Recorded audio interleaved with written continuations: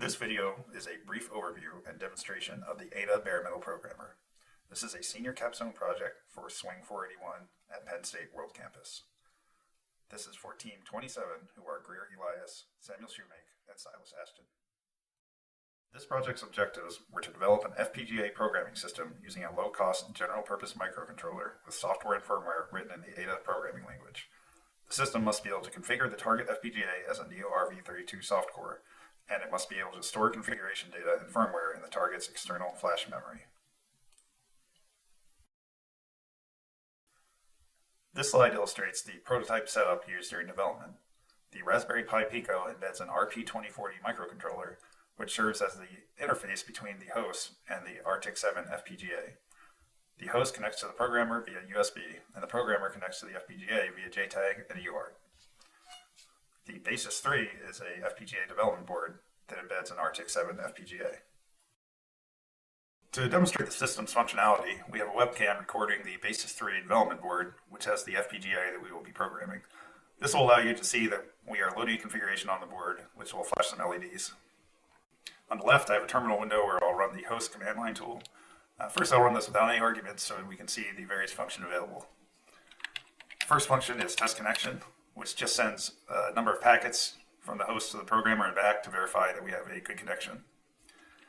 Next, we can retrieve the FPGA's ID code, and this also allows us to verify that we are connected to the FPGA via JTAG and it is powered on. Next, we can set a configuration file to the FPGA, which it will use to configure itself and then run that configuration. And as you can see, it is now configured and it's just flashing some LEDs. However, that configuration is not stored in memory, so if we turn it off and then restart, the configuration is lost.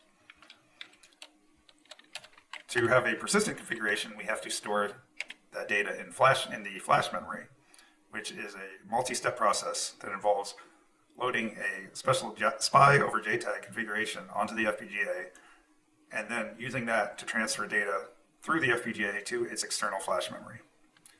So I will run that now, and now we're going to actually configure it as a Neo-RV32 softcore processor.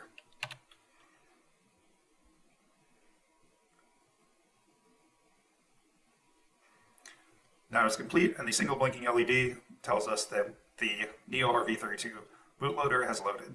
However, there's no firmware on the FPGA's external flash memory yet.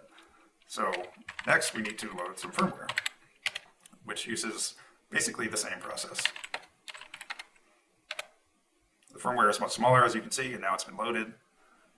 And shortly the bootloader will load that firmware, and we'll see a different LED pattern being flashed, which you can see now. And then finally, we can connect to the Neo-RV32's bootloader via UART. Now we've put the programmer into UART mode. I can open up a serial terminal. And then if I reset the processor, we see the Neo-RV32 bootloader and the available commands.